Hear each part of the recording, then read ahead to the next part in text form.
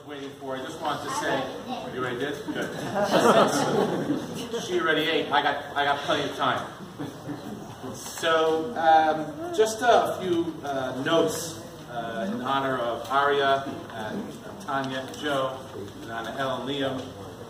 You know, you spoke about family, which is a great term, and that everyone was so giving. So I like to tell people and teach people that usually the way you feel about what other people do for you is only a function of what you've done. It's a reflection of what you've done for them. What you give is what you get, is really the way it works. And Joe and Tanya are givers.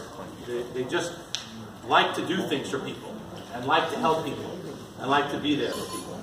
So it's no surprise for me at all that the community sort of came together for you, like the way you described, when you were having a little bit of a week, or a little bit more than a week.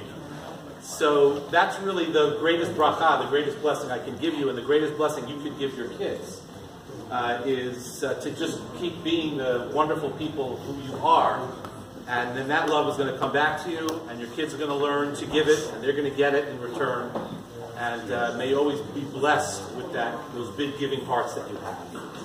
And the other thing I'd like to say is how beautiful it is that you chose to include God in Aria Brielle's name. Is it going to be AB for short? ABL, okay. In ABL's name.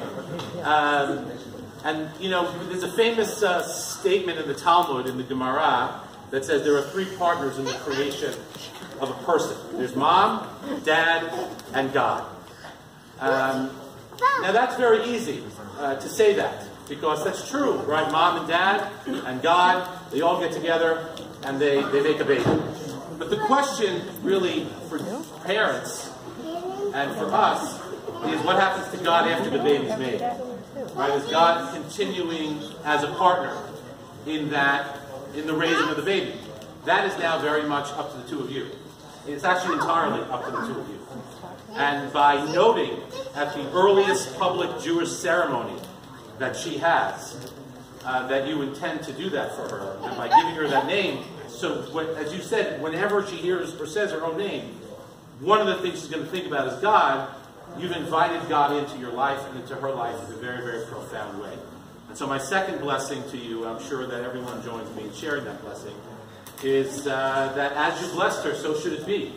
That you and Aria should continue to have God in your lives and make God a central part and theme in your life in terms of the way you live your life and the decisions that you make. And you should be really very proud, and I am personally very heartened by that decision and the thought process that you put into putting God in her name.